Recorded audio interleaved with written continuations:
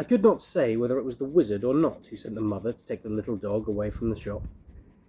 Anyway, just when Rover was feeling his miserablest, into the shop she walked with a shopping basket.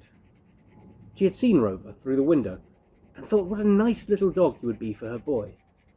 She had 3 boys, and one was particularly fond of little dogs, especially of little black and white dogs. So she brought Rover, and he was screwed up in paper and put in her basket among the things she had been buying for tea. Rover soon managed to wriggle his head out of the paper. He smelled cake, but he found he could not get at it, and down there among the paper bags he growled a little toy growl. Only the shrimps heard him, and they asked him what was the matter. He told them all about it and expected them to be very sorry for him. But they only said, "How would you like to be boiled? Have you ever been boiled?" "No, I have never been boiled, as far as I remember," said Rover.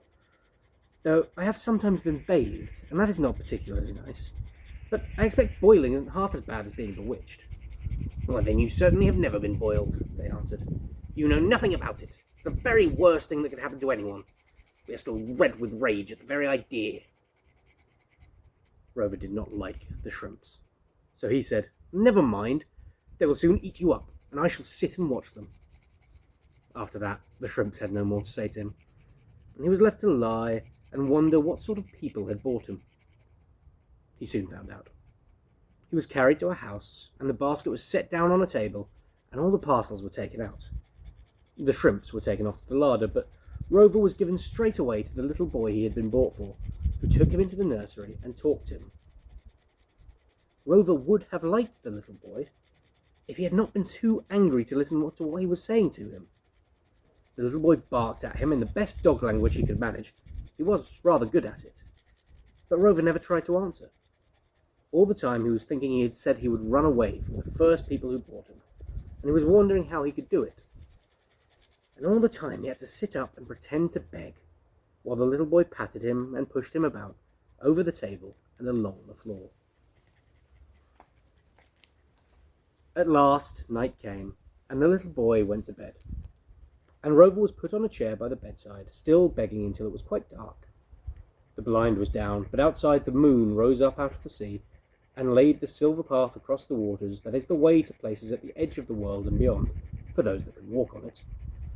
The father and mother and the 3 little boys lived close by the sea in a white house that looked right out over the waves to nowhere. When the little boys were asleep, Rover stretched his tired, stiff legs and gave a little bark that nobody heard except an old wicked spider up a corner. Then he jumped from the chair to the bed, and from the bed he tumbled off onto the carpet, and then he ran away out of the room and down the stairs and all over the house. Although he was very pleased to be able to move again, and having once been real and properly alive, he could jump and run a good deal better than most toys. At night, he found it very difficult and dangerous getting about.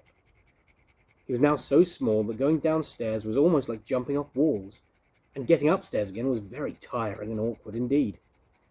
And it was all no use. He found all the doors shut and locked, of course, and there was not a crack or a hole by which he could creep out. So poor Rover could not run away that night, and morning found a very tired little dog sitting up and pretending to beg on the chair where he had been left.